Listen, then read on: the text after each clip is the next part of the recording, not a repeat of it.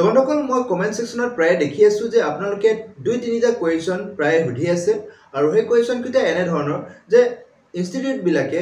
এডমিশনৰ notification কেতিয়া out কৰিব বা নোটিস কেতিয়াৰ পৰা তেওঁলোকে পাবলিশ কৰিব এডমিশনৰ ফৰ্ম কেতিয়াৰ পৰা ইস্যু কৰিব হয় বন্ধুসকল আপোনালোকক মই এই ভিডিঅ'টোত ক্লিয়াৰ কৰি দিম এডমিশনৰ নটিফিকেশন কেতিয়া আউট হ'ব ফৰ্ম কেতিয়াৰ পৰা তেওঁলোকে ইস্যু কৰিব লগতে বন্ধুসকল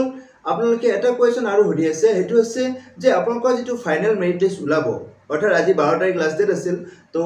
এই 12 তাৰিখৰ পিছত যেটো আপোনালোকৰ ফাইনাল মেৰিট লিষ্ট উলাব সেই ফাইনাল মেৰিট লিষ্টত আপোনালোকৰ মাৰ্কস কমি যাব নেকি অৰ্থাৎ তাত কি চেঞ্জ হ'ব পাৰে আপোনালোকৰ মাৰ্কস কমিব নেকি নে আপোনালোকৰ ৰেংকটো ইফাল হৈ যাব নেকি বন্ধুসকল সেই কথাটো মই আপোনালোকক এই ভিডিঅ'ত ক্লিয়াৰ কৰিম লগতে বন্ধুসকল বিলো 100 যিসকল পাইছে অৰ্থাৎ 400 ৰ ভিতৰত যিসকল 100 ৰ তলত পাইছে 80 হওক বা 90 হওক বা 99 97 হওক বিলো 100 পোৱা শিক্ষাৰ্থীসকলৰ এডমিশন সম্ভৱ হ'বনে বা এডমিশন তেওঁলোকে লাভ কৰিবনে নাই সম্পূৰ্ণ কথা মই আপোনালোকক এই ভিডিঅ'ত জনাম তো বন্ধুসকল তেতিয়ালে ভিডিঅ'টি হ'বলৈ গৈ আছে বহুত ইনফৰমেটিভ ভিডিঅ'টি হেহলৈকে চাব তো বলক আজি মূল ভিডিঅ'টিলৈ আমি আগবঢ়ো তো বন্ধুসকল তেতিয়ালে আমি প্ৰথমতে জানিলোঁ আপোনালোকৰ ইনষ্টিটিউট বিলাকে কেতিয়াৰ পৰা নটিফিকেশন সমূহ পাবলিশ কৰিব বা কেতিয়া তেওঁলোকে এডমিশনৰ ফৰ্ম ইস্যু কৰিব আৰু যিসকল অনলাইন এপ্লাই হ'ব বা অনলাইন যিবোৰ ইনষ্টিটিউচনত এপ্লাই কৰিব পাৰি সেই ইনষ্টিটিউট বিলাকে অনলাইন এপ্লাইৰ লিংক বা অনলাইন এপ্লাইৰ যি পৰ্টেল হেতু কেতিয়াৰ পৰা খুলিব হয় বন্ধুসকল হেতু কাৰণে আমি বলক মোবাইল স্ক্ৰিনত আমি জানি লওঁ লাষ্ট ইয়াৰ নটিফিকেশন মতে বা লাষ্ট ইয়াৰ নটিফিকেশন যোগে তেওঁলোকে কেনে ধৰণে পাবলিশ কৰিছিল বা কেতিয়াৰ পৰা কেতিয়াৰ ভিতৰত আপোনালোকে অনলাইন এপ্লাই বা অফলাইন আপোনালোকে ফৰ্ম এপ্লাই কৰিব পাৰিব সম্পূৰ্ণ কথা পাই যাব তো বন্ধুসকল এটো আছে লাষ্ট ইয়াৰ নটিফিকেশন যেটো নটিফিকেশন ফাইনাল মেৰিট লিষ্টৰ লগত তেওঁলোকে পাবলিশ কৰিছিল আৰু ইয়াত মেনশন কৰিছে যে ইনষ্টিটিউট বিলাকে কেতিয়াৰ পৰা এডমিশন কন্ডাক্ট কৰিব পাৰিব আৰু এই নটিফিকেশনৰ যোগেদি আমি গম পাম ইনষ্টিটিউট বিলাকে কেতিয়াৰ পৰা নটিফিকেশন সমূহ বা এডমিশনৰ ফৰ্ম ইস্যু কৰিব হয় বন্ধুসকল ইয়াত কৈছে যে কাট অফ মাৰ্কস যেটো আছে লাষ্ট ইয়াৰ যেটো কাট অফ মাৰ্কস আছিল ফৰ আনৰিজাৰ্ভ কেটেগৰী 60 মাৰ্কস আৰু ৰিজাৰ্ভ কেটেগৰীৰ কাৰণে 50 মাৰ্কস আৰু তেওঁলোকে ইয়াত কৈছে যে College and institution must consider the GUBE CET অর্থাৎ আপোনালোকৰ যেটো বিএড এন্ট্ৰেন্সৰ যেটো final merit list for the selection of candidates from among the application received by the college institution with proper verification of necessary documents as per NCTE rules তো কথা হল বন্ধুসকল আপোনালোকৰ যেটো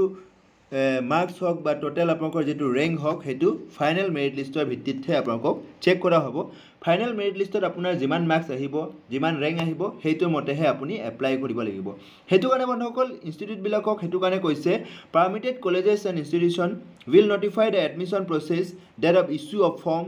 and that of admission only after publication of the final merit list by the university হয় বন্ধুসকল ইয়াত স্পষ্টভাৱে কৈছে যে ফাইনাল মেৰিট লিষ্ট যেতিয়া পৰ্যন্ত নিদিয়ে তেতিয়া পৰ্যন্ত ইনষ্টিটিউট বিলাকে এডমিশনৰ ফৰ্ম হক বা এডমিশনৰ নটিফিকেশন আউট কৰিব নোৱাৰে বা এডমিশনৰ ডেট ঘোষণা কৰিব নোৱাৰে হেতু কাৰণে ফাইনাল মেৰিট লিষ্ট যেতিয়া দিব তাৰ পাছতহে ইনষ্টিটিউট বা কলেজ বিলাকে এডমিশনৰ ফৰ্ম ইস্যু কৰিব আৰু এডমিশনৰ ডেট ঘোষণা কৰিব তো বন্ধুসকল তেতিয়ালে আপোনালোকে নিশ্চিন্ত মনে থাকক এই কেদিন কোনো ইনষ্টিটিউটখনত আপোনালোকৰ এডমিশন বা ফৰ্ম তেনেকুৱা দি থকা হোৱা নাই বহুত শিক্ষাৰ্থী সুধি আছে যে আমুক ইনষ্টিটিউটখনত ফৰ্ম দি আছে নেকি বা আমুক ইনষ্টিটিউটখনত ফৰ্ম এপ্লাই চলি আছে নেকি হয় বন্ধুসকল আপোনালোকে এতিয়া খুব সম্ভৱ চাগে এই ভিডিঅ'টিৰ জৰিয়তে ক্লিয়াৰ হৈছে যে ফাইনাল মেৰিট লিষ্ট যেতিয়া পৰ্যন্ত পাবলিশ নহয় তেতিয়া পৰ্যন্ত আপোনালোকৰ যেটো এডমিশনৰ নটিফিকেশন হক বা এডমিশনৰ ডেট হক বা এডমিশনৰ ফৰ্ম হক ইস্যু নহয় বা পাবলিশ নহয় হয় বন্ধুসকল লগতে তেওঁলোকে কৈছে যে the reservation as per government of Assam norms is applied for selection of candidates reservation যেটো হ'ব হেতু as per government rules মতে হ'ব আৰু তেওঁলোকে কৈছে the last date of admission for the academic session 2023-2024 is 13/9/2023 অৰ্থাৎ বন্ধুসকল আপোনালোকৰ যেটো এডমিশনৰ যেটো ডেট হেতু হাইষ্ট আপোনালোকৰ 13 দিন থাকিব পাৰে যোৱাবাৰ 31 আগষ্ট তাৰিখে ফাইনাল মেৰিট লিষ্ট পাবলিশ হৈছিল আৰু 13 আগষ্ট তাৰিখ লাষ্ট ডেট দিছিল 13 সেপ্টেম্বৰ লাষ্ট ডেট দিছিল হয় বন্ধুসকল তেতিয়ালে 13 দিন সময়সীমা দিয়া থাকে তো খুব হাইষ্ট টু হাইষ্ট 10 ৰ পৰা 12 দিন বা 13 দিন তেওঁলোকে এডমিশনৰ সময়সীমা দিয়ে আৰু এই সময়সীমাৰ ভিতৰত আপোনালোকে এপ্লাই কৰিব লাগে এপ্লাই কৰি আপোনালোকে এডমিশন সেই ইনষ্টিটিউটখনত ল'ব পাৰিব তো বন্ধুসকল এইটো আছিল আপোনালোকৰ যেটো এডমিশনৰ নটিফিকেশন বা এডমিশনৰ ফৰ্ম ইনষ্টিটিউট বিলাকে কেতিয়া ইস্যু কৰিব বা কেতিয়া পাবলিশ কৰিব তো বন্ধুসকল এতিয়া আমি জানিলো আপোনালোকৰ ফাইনেল মেৰিট লিষ্ট কি চেঞ্জ হ'ব পাৰে তাৰ কাৰণে বন্ধুসকল আমি লাষ্ট ইয়াৰ 2022 চনৰ আমি দুটা প্ৰভিজনেল মেৰিট লিষ্ট আৰু ফাইনেল মেৰিট লিষ্ট চেক কৰো তাত কি চেঞ্জ আহিব পাৰে তো বলক তেতিয়ালে স্ক্ৰিনত আমি ভালৰে অবজাৰ্ভ কৰো কোড কি ধৰণৰ চেঞ্জ হ'ব পাৰে আপোনালোকৰ ফাইনেল মেৰিট লিষ্টত তো বন্ধুসকল আপোনালোকৰ বাওঁ সাইডত যেটো আপোনালোকে লিষ্ট এটা পাইছে সেই লিষ্টটো আপোনালোকৰ যেটো প্ৰভিজনেল মেৰিট লিষ্ট অৰ্থাৎ যেটো rank list provisional merit list 2022 চনৰ আৰু হু সাইডত যেটো দেখি আছে আপোনালোকে হেটো হৈছে 2022 চনৰ ফাইনেল মেৰিট লিষ্ট তো ইয়াত আপোনালোকে 1 বাই 1 আপোনালোকে সব প্ৰথমতে ৰেংক নম্বৰ 1 ৰেংক নম্বৰ 1 ও সেম থাইছে ৰেংক নম্বৰ 2 সেম আছে মাৰ্কসও সেম আছে মানে যিকিটা প্ৰভিজনেল মেৰিট লিষ্টত যেনে ধৰণে আছে তেনে ধৰণে ফাইনেল মেৰিট লিষ্টটো আপোনালোকে দেখিছে হয় মানুহসকল কোনো ধৰণৰ চেঞ্জেছ আহা নাই তো এই যে আপোনালোকে সুধি আছে যে ফাইনেল মেৰিট লিষ্ট আৰু প্ৰভিজনেল মেৰিট লিষ্ট কি চেঞ্জ থাকিব তো মানুহসকল বেলেগ একো চেঞ্জ নাথাকে চেঞ্জ কেৱল মাত্ৰ এটা হ'ব পাৰে আপোনালোকে যেটো কলম 3 যেটো আছে আপোনালোকে দেখিব কেটেগৰী কলমটো চেঞ্জ হ'ব পাৰে বেলেগ কোডটো চেঞ্জ নহয় কেটেগৰী কলমটোত অকনমান চেঞ্জ হ'ব পাৰে আৰু কাৰোবাৰ কি হ'ব পাৰে মাৰ্কসটো কাউন্টিংত যদি কৰবা ডিফাল হৈছে তেতিয়াহলে কি হয় ৰেংকটো কাৰোবাৰ অকনমান আগত আহিব পাৰে কাৰোবাৰ অকন পিছত গুছি যাব পাৰে তেতিয়া কি হয় মাৰ্কসটো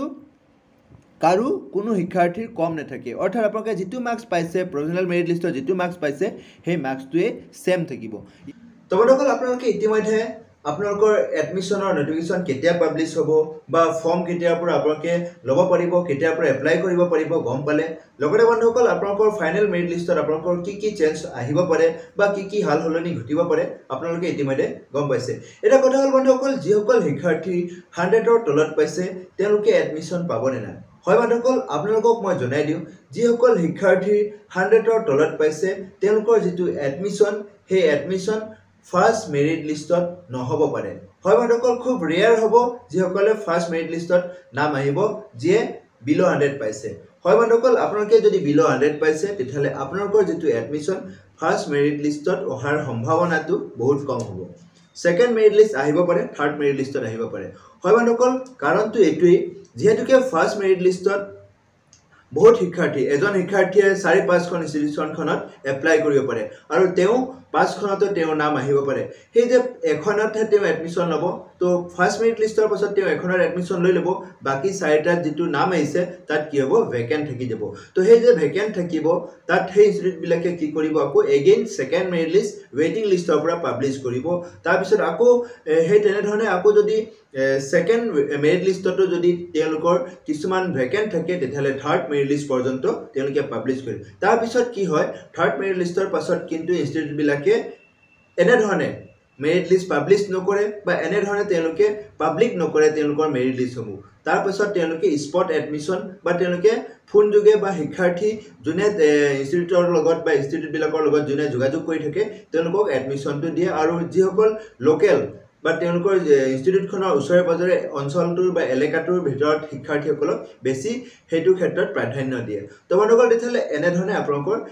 এডমিশন হ'ব পাৰে যিসকল শিক্ষাৰ্থী বিলো 100 পাইছে তো বন্ধুসকল তেতিয়ালে ভিডিওটি বেছি দীঘলীয়া নকৰো আৰু এই ভিডিওটি আপোনাক যদি কিঞ্চিত হলে উপকৃত কৰিছে তেতিয়ালে লাইক শেয়াৰ কমেন্ট কৰাৰ লগতে এনে ধৰণৰ ইনফৰমেটিভ ভিডিও পাই থাকিবলৈ মোৰ এই চেনেলটি এতিয়া পৰ্যন্ত যদি সাবস্ক্ৰাইব কৰে সাবস্ক্ৰাইব কৰি মোক আগলৈ এনে ধৰণৰ নতুন ভিডিও বনাত প্ৰেৰণা যোগাব বুলি মই আশা ৰাখিলো আৰু এই ভিডিওটি হেহলৈকে চোৱাৰ বাবে আপোনাক অশেষ ধন্যবাদ জয় আই